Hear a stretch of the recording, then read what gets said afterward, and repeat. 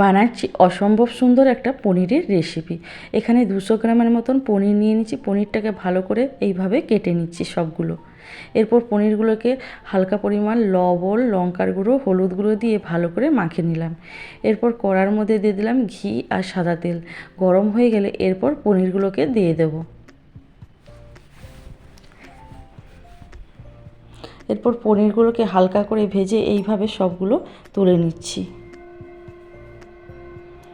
এখানে একটা মিক্সিং জারের মধ্যে দিয়ে দিচ্ছি কয়েকটা আদার টুকরো, আর দিয়ে দিলাম কয়েকটা কাজু আর চালমগজ আর পোস্ত। ভালো করে জল দিয়ে ভালো করে মিহি করে পেস্ট করে নিলাম। এরপর কড়ার মধ্যে সাদা তেলের মধ্যে শুকনো লঙ্কা, গরম মশলা দিয়ে দিলাম 1 চামচের মতন লঙ্কার গুঁড়ো। এরপর দিয়ে দিলাম ক্যাপসিকাম। দেওয়ার পর ভালো করে ভেজে নিতে হবে। এরপর যে মশলাটা বানিয়ে রেখেছিলাম দিয়ে দিলাম।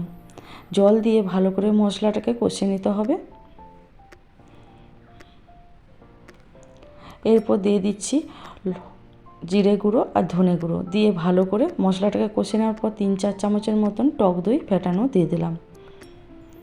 মশলাটার মধ্যে দেখুন তেল ছেড়ে গেছে। এরপর দিয়ে দিলাম স্বাদ মতো লবণ আর মিষ্টি। দেওয়ার পর ভেজে রাখা পনিরটাকে দিয়ে দিলাম। পনিরটা দিয়ে এইভাবে কষতে হবে। এরপর পনিরটা এইভাবে কষানো হয়ে গেলে এরপর দিয়ে দিলাম জল। পনিরটা এইভাবে ফুটে গেলে এরপর শেষে দিয়ে দিতে হবে 1 চামচের মতন গরম মশলা, আর দিয়ে দিলাম 1 চামচের মতন ঘি। একদম রেডি হয়ে গেল নিরামিষ পনির। মাছ মাংস ছাড়া এই পনিরটা দিয়ে